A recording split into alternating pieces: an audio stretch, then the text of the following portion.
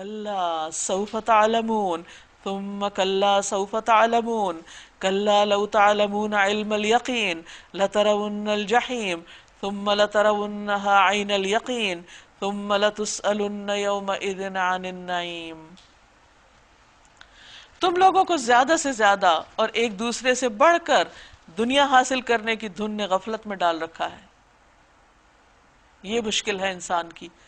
کہ صرف ضرورت پر اکتفا نہیں کرتا، مقابلے پہ آ جاتا ہے کہ دوسرے کے پاس اگر زیادہ ہے تو مجھے اس سے بھی آگے جانا ہے۔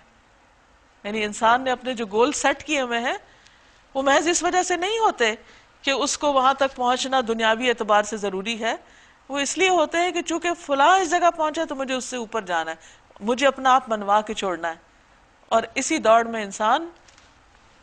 زندگی سے ہاتھ دھو بیٹھتا ہے اور آخرت کے لیے اس نے پھر کچھ تیاری نہیں کی ہوتی۔ تو فرمایا یہاں تک کہ اسی فکر میں تم لبے گور یعنی قبر کے منہ پہ جا پہنچتے ہو اور قبر تم کو سمیٹ لیتی۔ ہرگز نہیں، ان قریب تمہیں معلوم ہو جائے گا، پھر سن لو، ہرگز نہیں، ان قریب تم کو معلوم ہو جائے گا، ہرگز نہیں اگر تم علم یقینی کی حیثیت سے اس روش کے انجام کو جانتے تو تمہارا یہ طرز عمل نہ ہوتا۔ تم دوزخ دیکھ کر رہو گے،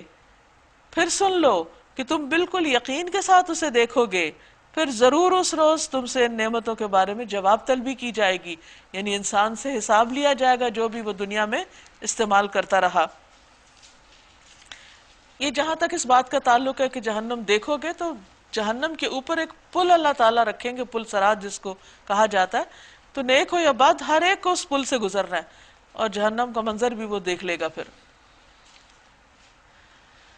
اور نعمتوں کا حساب اس کے بارے میں آتا ہے کہ ایک مرتبہ نبی صلی اللہ علیہ وسلم کے سامنے ٹھنڈا پانی اور کھجوریں پیش کی گئیں تو آپ نے کھانے کے بعد فرمایا کہ قسم اس ذات کی جس کے ہاتھ میں میری جان ہے، یہ ان نعمتوں میں سے ہے جن کے بارے میں تمہیں قیامت کے دن جواب دہی کرنی پڑے گی، کہ یہ سب کچھ انجوائے کرنے کے بعد تم نے پھر اللہ کی اطاعت کتنی کی۔